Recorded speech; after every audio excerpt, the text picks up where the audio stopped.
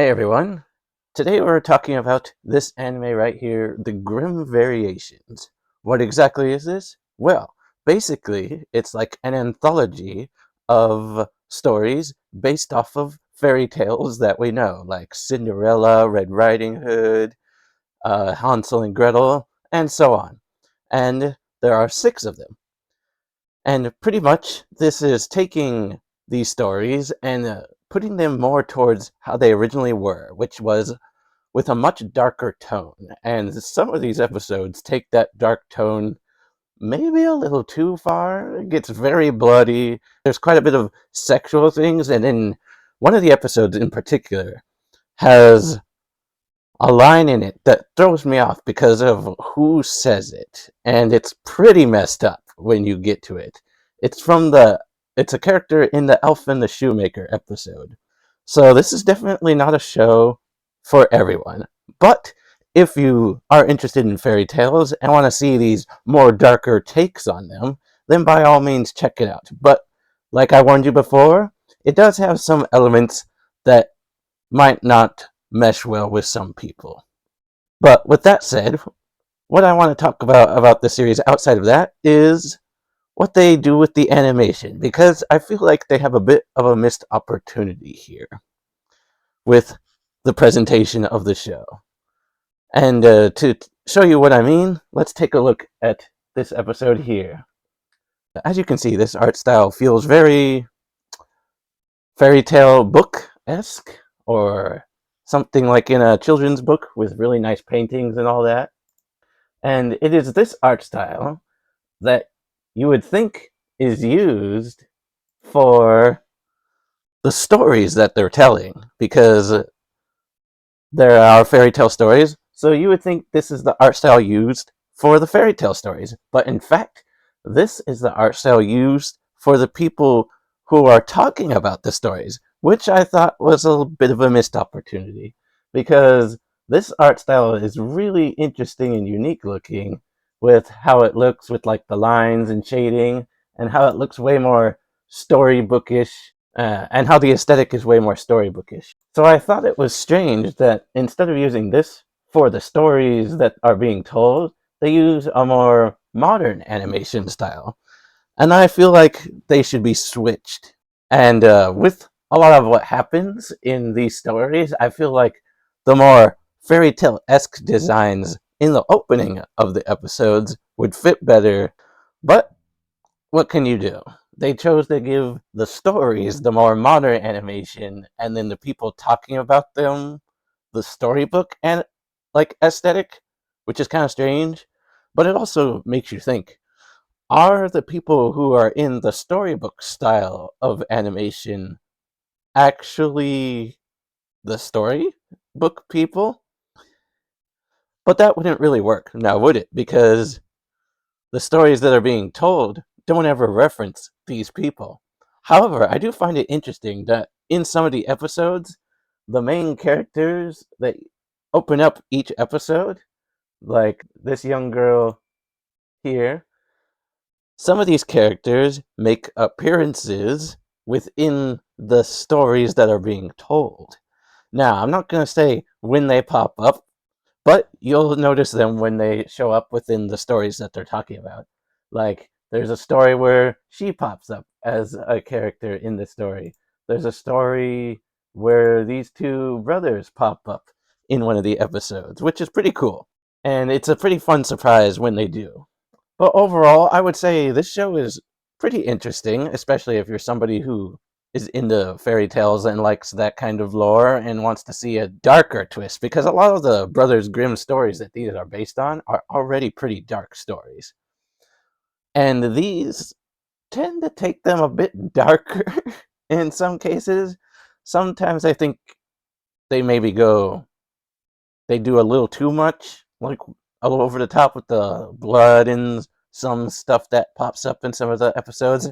And there are some sexual things that pop up in some of these episodes that I think were unnecessary. Like, most of it isn't like super blatant things that they shouldn't be showing on screen, but it's mainly the line that pops up in the Elf and Shoemaker episode that the character says that's really messed up.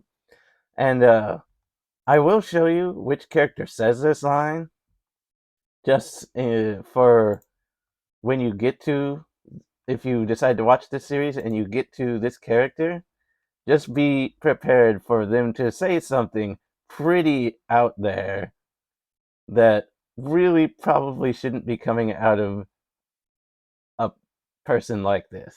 Okay, here they are. Yes, this character right here says something pretty wild to our main male character here, and it threw me for a loop. I was like, did they just have that character say that? That's kind of messed up. Even if it's brushed off as a joke by this young girl character here, even if it's brushed off as a joke, I really don't think they should have had them say what they said in this episode, even if they were messing around. But I guess it goes to show that kids don't really understand some of the things they're saying, or if they do understand what they're saying, the type of upbringing that would result in them saying things like that is pretty effed up. But in any case, the Grimm Variations, pretty interesting, quite quite the interesting take on various fairy tales. Now, I'm not going to dive too much into what happens in each episode because I don't want to spoil it for those who watch it, but I will at least walk you through each story that is covered. We have Cinderella. That's probably one of my favorite ones of the group. Little Red Riding Hood. We've got Hansel and Gretel, the Elves and the Shoemaker. The Town Musicians in Bremen, also pretty good. There's a character in there I thought was pretty cool. Most of the cast is pretty fun, though.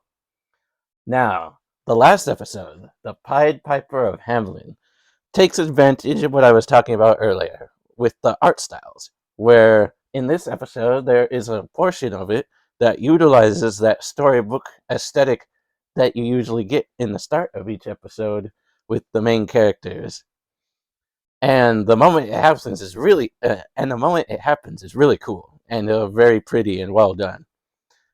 So I was happy to see them actually utilize it in one of the stories, which just made me wish even more so that they just used that art style the entire time for all the stories that were being told, because I think it would have really added to it and made it maybe even a bit more unnerving, because the aesthetic of the storybook style feels very light and heartwarming and kind of playful. And with the dark elements at play in a lot of these episodes, that nice kind of more cute art style and the contrast of the dark things going on, I think would just make things even more unnerving. But maybe that's why they opted not to do it, because they didn't want that extreme contrast. But it works depending on what you're doing. Like take Madoka, for example. Very cute, kind of lighthearted art style, but extremely, well, maybe not extremely, but a lot of dark elements within the story, and pretty messed up ones too. Y'all know what I'm talking about. In any case, final verdict, give it a try if you're into fairy tales or just looking for something interesting to watch. This is recently released on Netflix. I found it rather interesting. Not all the stories are amazing, but they're definitely interesting takes on all of these fairy tales. And like I warned before, if you're not into things being a little bit overly bloody or certain sexual elements popping up throughout, then it's probably best to avoid it. However, if those type of things don't bother you, give it a go. It's definitely interesting in terms of how they adapt these stories from the ones we already know. And these are definitely not your children's fairy tales. With that said, Mr. Howery, out.